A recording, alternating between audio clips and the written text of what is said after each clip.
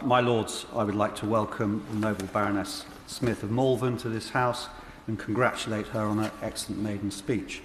Likewise, my noble friend Baroness Monckton of Dannington Forest. Both of them clearly bring great and valuable experience to this debate and to your Lordship's House. My Lords, from His Majesty's gracious speech, I would like to take this opportunity to express deep concern at the proposal for a bill to ban conversion therapy. I should make clear that, of course, no one should be subject to abuse or coercion. But if independent lawyers have concluded that there really are gaps in the law against abuse and coercion, then we should be shown their advice and those gaps should be filled. However, that seems doubtful. Research commissioned by the previous government showed that the evidence base for a new law is weak. My main fear is that a criminal law against conversion therapy would have unintended consequences for children and young people expressing distress over what gets called gender identity, but which in reality is gender dysphoria. The Cass Review made very clear that children should be able to access help to explore, in a genuinely open way, their experiences of gender dysphoria, and that this is not conversion practice. But banning conversion practices risks scaring into silence precisely those professionals who have young people's best interests at heart. Dr. Cass has spoken about how clinicians who work in child gender services have told her that they are already afraid of being accused of conversion therapy if they follow a questioning, or in the proper professional sense of the word, a critical approach. She is also clear that such an approach is absolutely the right one to take for anyone who looks after children. Actually, she says in her report, that a mere informed consent model of care is incompatible with good safeguarding of children and young people.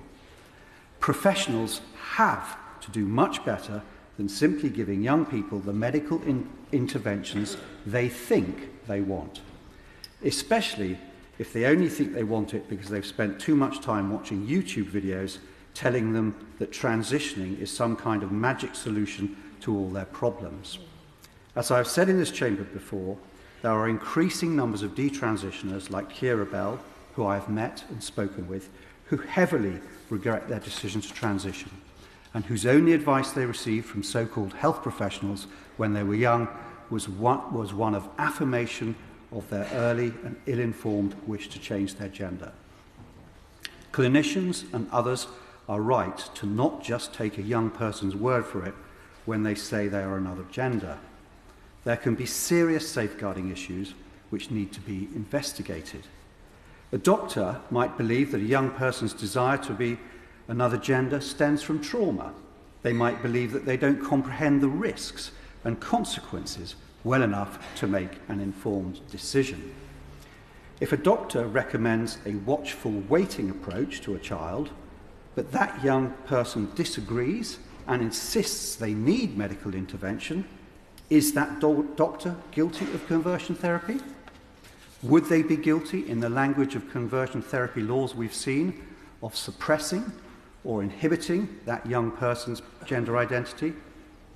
Even if they're ultimately found not guilty, to find themselves on the wrong end of a police investigation for conversion therapy as a result of the child making a complaint would exert a massive chilling effect on good medical practice.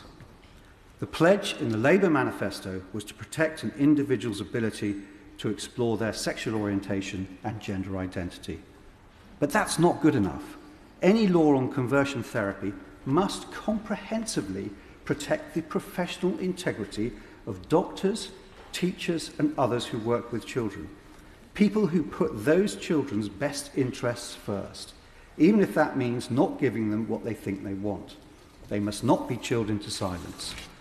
Those who truly and deeply care about the well-being of the children and young people in their care should not be at risk of criminalisation. The government must take heed of Dr. Cass's exhortation to take inordinate care with this. That's the phrase she used, inordinate care. We need to slow down and engage in serious consultation with a full range of stakeholders, not just those who want this bill.